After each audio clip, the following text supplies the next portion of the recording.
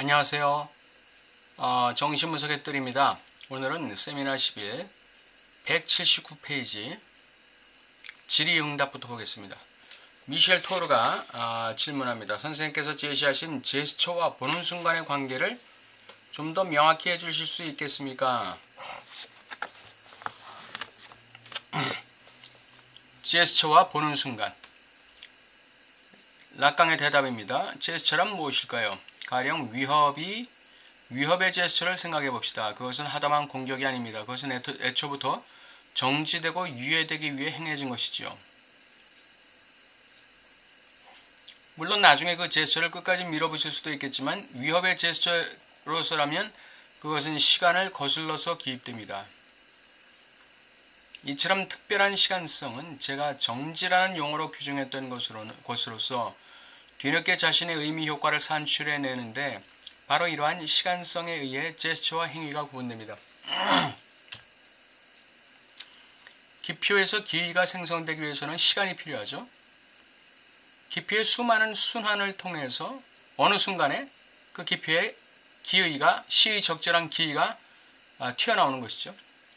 그러면 그 기의에는 시간성이 있는데 그 시간성은 어떤 시간성입니까? 과거로부터 지금까지 이어져 내려오는 시간성이 되는 거예요.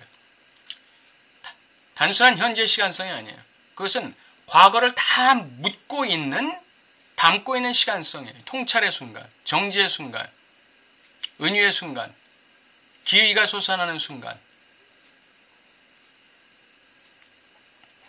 의미의 지각의 순간, 제스처가 마무리되는 순간, 제스처가 정지되는 순간, 이게 이제 논리적 시간이라는 것이죠. 이 제스처는 바로 이런 것과 상관이 있다는 것입니다. 최근에 공연된 경극을 보셨는지 모르겠지만 거기서 가장 감탄할 만한 것은 싸우는 방식입니다.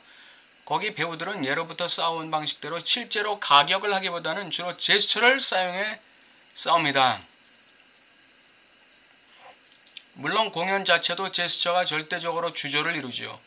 이처럼 발레 같은 싸움을 하면서 그들은 절대로 서로 치고받는 법이 없으며 제스처들이 연이어 펼쳐지는 서로 다른 공간 속으로 미끄러집니다.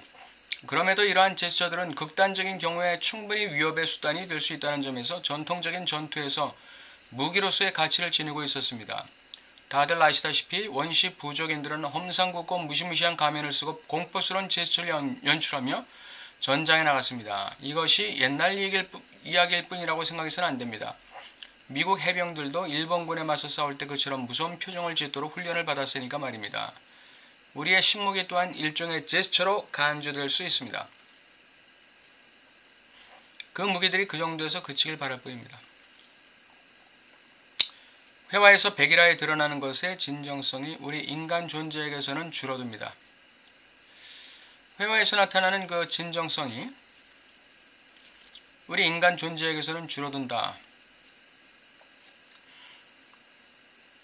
우리 인간성은 존재의 그 진정성을 그렇게 쉽게 드러내나요? 주체의 진정성이라는 것은 찾기도 힘들 뿐 아니라 찾았다 할지라도 그것을 그렇게 쉽게 드러낼 수가 없는 것이죠. 예를 들어 나의 연약함을 누가 그렇게 쉽게 그렇게 남들에게 말하기 좋아하나요? 나의 무력함, 나의 무지함, 무능함을 갖다가 다른 사람들에게 그렇게 드러내기가 쉬울까요? 그렇지 않죠. 그러나 그림에서는 그 진정성이 그림을 그림답게 만드는 것이기 때문에 반드시 필요한 것이죠. 그림에서 나오는 진정성. 인간의 색채는 그것이 있는 곳, 즉 배설물 속에서 찾아져야 하기 때문입니다. 인간의 진정성이 위치하고 있는 것은 바로 배설물 속에서 위치하고 있는 것이죠. 제가 깃털이 빠질 수도 있는 새를 언급했던 것은 우리 인간에게는 빠질 만한 깃털이 없기 때문입니다. 창조자는 이 작고 더러운 퇴적물, 줄줄이 쌓인 더러운 퇴적물들을 창조하는 데만 몰두할 뿐이죠. 우리가 시관적 창작 속으로 들어가는 것은 바로 이러한 차원을 통해서입니다. 즉 그것은 볼거리로 주어진 동작으로서의 제스처이죠. 이만하면 설명이 충분할까요? 당신이 한 질문이 바로 이것입니까? 우리의 진정성이 머무는 곳은 바로 그곳입니다. 사. 즉 그것이 있는 곳, 즉 이드가 있는 곳, 무의식이 되겠죠. 배설물 속에서 찾아져야 된다. 무의식 속에 배설물에 우리 주체의 진정성이 있다는 것이죠. 이러한 그 퇴적물, 줄줄이 쌓인 더러운 퇴적물로 창조자는 우리를 안내한다는 것입니다. 왜 그렇죠? 창조자는 왜 우리를 행복으로 인도하지 않고 이 더러운 퇴적물 가운데로 인도할까요? 너의 죄성을 보라 이거죠. 네가 진정으로 영광스러운 존재가 되려면 너의 죄성 깊이로 들어가라. 그 죄성의 깊이, 그 자리가 바로 영광의 자리야. 이 얘기입니다. 이 얘기. 이게 시간적 창작이에요. 자기의 배설물을 볼 수 있는 사람만이 거기서 창작을 할 수 있는 것이죠. 자기의 배설물을 보는 이 응시의 눈, 이것이 바로 마지막 제스처가 되는 것이죠. 거기서부터 뭐가 나오는 것이죠? 창작이 나오는 것입니다. 그랬더니 미셸 토르가 아닙니다. 저는 선생님께서 전에도 한번 언급하신 적이 있는 시간성에 대한 이야기를 명확히 해주셨으면 했던 겁니다. 제가 보기에 이 시간성은 선생님께서 언젠가 논리적 시간에 대해 하신 말씀을 전제하고 있는 것 같습니다. 논리적 시간이라는 거. 이게 바로 투케의 시간이에요. 통찰의 시간이에요. 자기의 배설물을 만나는 시간이죠.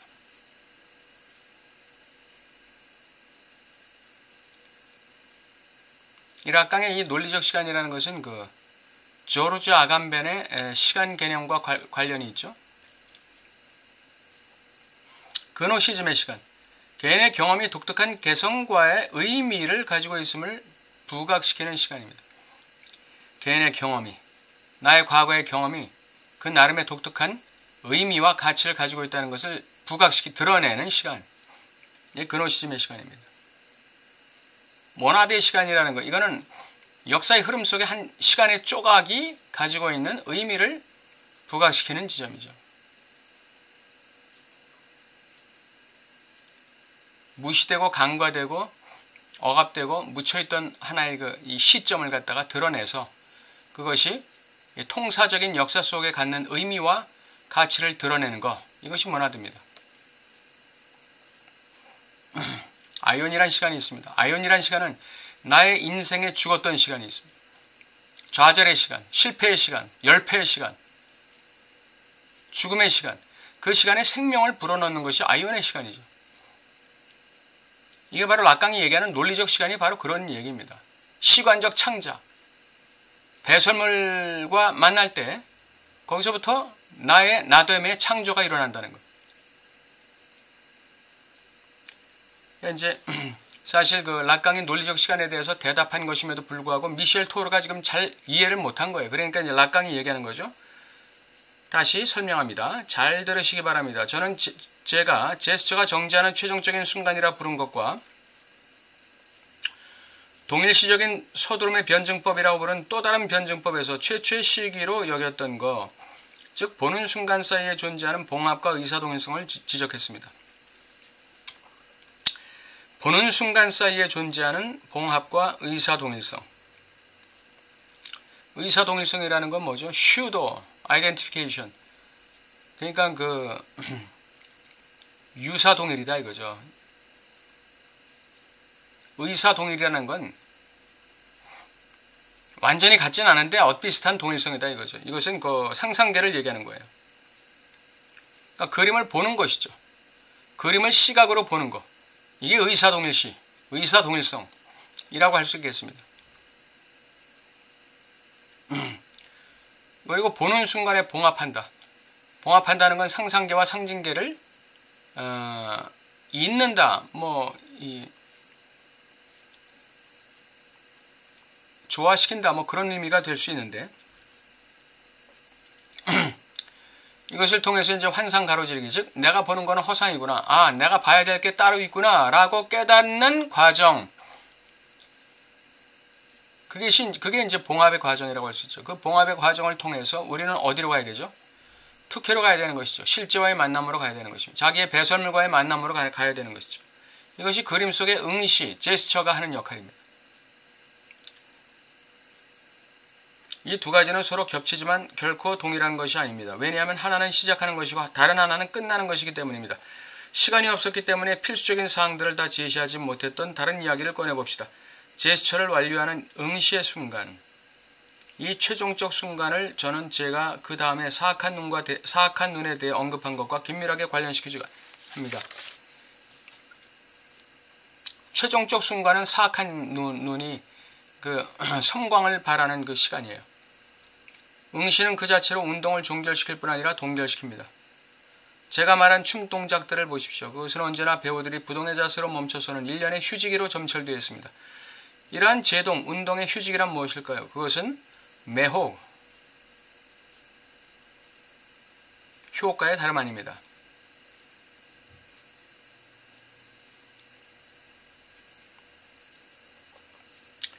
응시는 그 자체로 운동을 종결시킬 뿐 아니라 동결시킨다고 그랬어요. 그림 속의 응시의 지점은 우리 그림을 바라보는 주체들의 모든 동작을 정지시켜버리는 것이죠. 동결시켜버리는 거예요. 마치 호랑이의 응시 앞에서 다른 짐승들의 모션이, 동작이 정지되어 버리는 것과 같습니다. 그 순간은 죽음의 순간이죠. 이러한 제동, 운동의 휴지기란 뭘까요? 그것은 매혹의 효과의 다름 아닙니다. 여기서 말하는 문제는 사악한 눈으로부터 응시를 몰수해서 물리치는 것이라는 점에서 말입니다. 그 사악한 눈이, 그림 속에 있는 그 응시의 지점이 사악한 눈인데, 그것이 모든 보는 자들의 그림에 대한 응시를 다 몰수해버리는 거예요. 다 몰수해. 응시를 포기시키는 것이죠. 응시를 내려놓게 하는 것이죠. 사악한 눈, 그것은 파시눔입니다. 파시눔. 매혹이다 이거죠. 그것은 말 그대로 운동을 정지시키고 생명을 죽이는 효과를 지니고 있다. 무서운 눈이죠. 무서운 눈. 이 사악한 눈. 응시의 눈은 사악한 눈이에요. 그 사악한 눈은 나로 하여금 실제를 만나고 배설물을 바라보게 하는 그 눈이 되는 것이죠. 그것은 바로 나의 모든 현상계적인 운동을 정지시키고 나의 생명을 죽이는 효과를 가지고 있다. 주체가 제스처를 유보하면서 정지하는 순간 그는 죽음이 됩니다. 백정이 칼을 휘두르다가 탁 정지하는 순간이 그 죄인은 죽은 순간이에요. 그는 죽음이 됩니다. 이처럼 최종적인 지점의 반생명, 반운동의 기능이 파시눔이다 그랬습니다. 반생명적이고 반운동적인 기능, 주체를 죽음으로 몰아넣는 기능, 이것이 매혹의 사악한 눈이다. 매혹의 응시의 눈이다 이것이죠. 이는 정확히 말해 응시의 힘이 직접적으로 행사되는 영역 중 하나입니다. 여기서 보는 순간은 상상적인 것과 상징적인 것의 접합 내지 봉합으로만 개입할 수 있습니다. 의사 동일성을 통한 그 헛된 동일성을 포기하게 만드는 것. 그림을 통해 어떤 느껴지는 이상적 자아를 포기하게 만드는 것. 그러면서 나를 그 그림 속의 한 지점에 위치시키는 것. 나를 그 그림 속의 한 지점에 상정하는 것. 내가 그림 속의 어떤 한 지점에 위치하게 만드는 것. 이게 상징계죠. 그림 전체에 대한 상상계적 동일시, 유사 동일시, 슈도 아이덴티피케이션을 포기하고 내가 그림 속의 한 지점으로 들어가는 것이죠. 이게 상상계적인 것과 상징계적인 것의 봉합이라고 할 수 있습니다. 이러한 순간은 어떤 변증법으로 이어지는데, 이제 이 봉합은 어떤 변증법으로 이어집니다. 그것이 바로 투캐로 이어지는 것이죠. 서두름, 도약, 전진 등으로 불리는 시간적인 진보라 할 이 변증법은 파시눔으로 종결됩니다. 매혹으로 종결된다는 것은 죽음으로 종결된다는 것이죠. 죽음으로 종결된다는 것은 자신의 배설물과의 투캐를 얘기하는 것이죠. 여기에 주체에 진정한 주의상스가 있는 겁니다. 그러니까 투캐가 단순히 고통스러운 것만은 아니죠. 그림 속의 마지막 제스처가 주체로 하여금 자신의 모든 운동과 생명을 포기하게 만들고 자신을 무덤 속으로 쳐넣으며 배설물을 만나게 하는 그 순간은 바로 가장 극한의 고통의 순간이긴 하지만 그 순간이 가장 향락의 순간이기도 합니다. 왜냐하면 거기서 놀라운 생성과 창조가 일어나기 때문에 그렇습니다. 제가 강조하려는 것은 시관적 영역은 애원, 발성, 불음의 장이 완전하게 구분되는 애원, 발성, 불음의 장과는 완전히 구분된다는 사실입니다. 후자와는 대조적으로 시관적 장에서는 주체가 본질적으로 미결정되어 있지 않습니다. 여기서 주체는 엄밀히 말해 A의 절단을 통해 이루어진 분리 그 자체, 즉 응시에 의해 도입된 매혹적인 무언가에 의해 결정되어 있습니다. 아까 그 파시즘이라고 하는 거, 그 제스처, 정지된 제스처가 주는 그 사악한 눈, 그것이 우리를 갖다 결정해버리는 것이죠. 주체를 결정해버리는 것입니다. 무엇으로 결정해요? 배설물로 결정하는 것이죠. 죽음으로 결정하는 것이죠. 그런데 이 불음의 장은 우리를 결정하지 않습니다. 불음의 장, 즉 호원 충동이죠. 호원의 장은, 나를 부르는 어떤 그 호원의 장은 어느 때 종결되느냐? 내가 그 호원에 반응해서 긍정적인 반응을 해서 그 호원을 나의 주체화시킬 때, 그 호원을, 나를 부르는 소리를 내 주체화시킬 때 비로소 거기서 주체가 결정되는 것이죠. 이 그림에서는 응시의 그 지점을 주체가 바라보는 순간 그 사악한 눈에 의해서 매혹돼 버리는 것이죠. 그냥 결정돼 버리는 것입니다. 보는 것 자체로, 응시하는 것 자체로 결정되는 것이죠. 주체가. 결정된다는 뜻은 무엇을 얘기하죠? 투쾌를 얘기하는 거죠. 배설물과의 만남, 자신의 무능력과의 만남, 자신의 열패감과의 만남, 자신의 수치감과의 만남, 죄책감과의 만남. 그게 죽음이죠. 거세죠, 거세. 응시는 우리를 거세시키는 겁니다. 이 제스처는 우리를 거세시키는 거예요. 그 제스처가 정지되는 그 순간이 바로 모나드의 순간이고 아이언의 순간이고 그노시즘의 순간이 되는 것입니다. 락강의 말로는 논리적 시간이 되는 것이죠. 그 시간 안에는 과거와 현재와 미래가 다 포함되어 있습니다.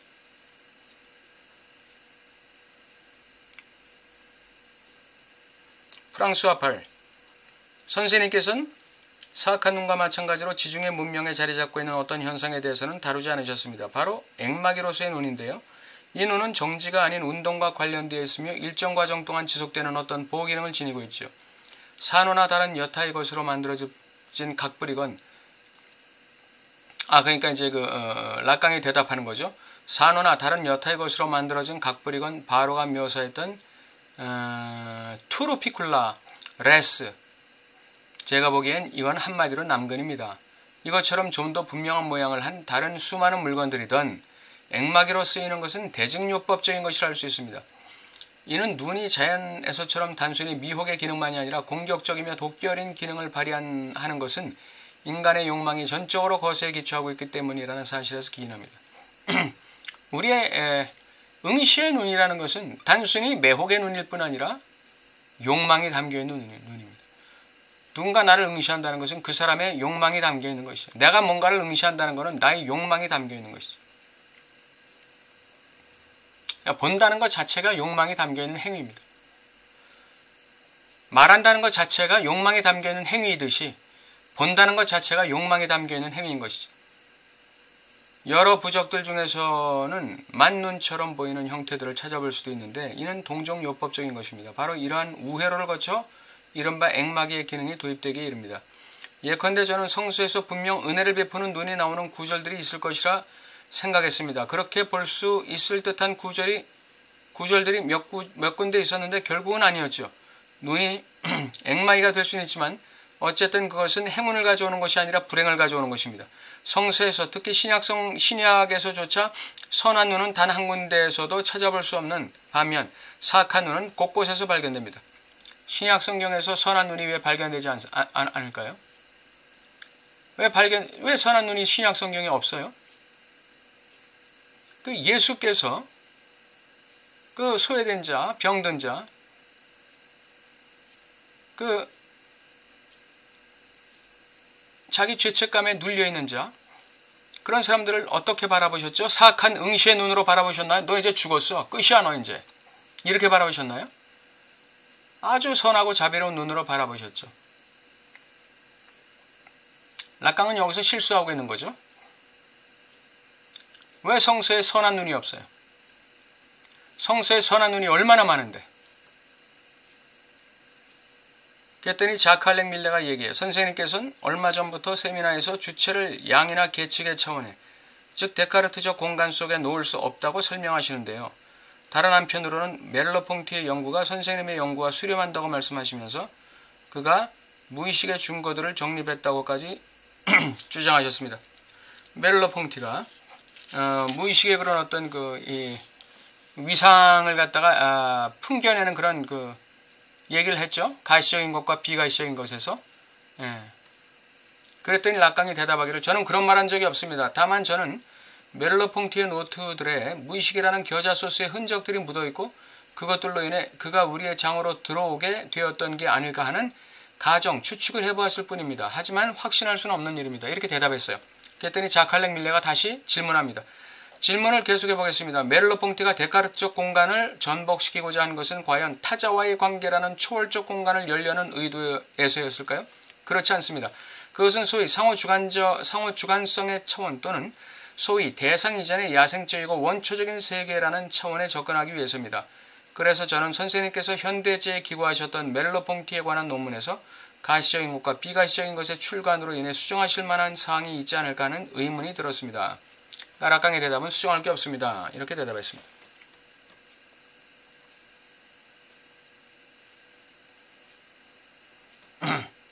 멜러퐁티가 데카르트의 그 공간을 전복시킨다는 말, 데카르트의 사유의 공간은 이건 그 자아 수준, 의식 수준이죠. 그러나 멜러퐁티의 비가시적인 것, 그것은 무의식 수준입니다.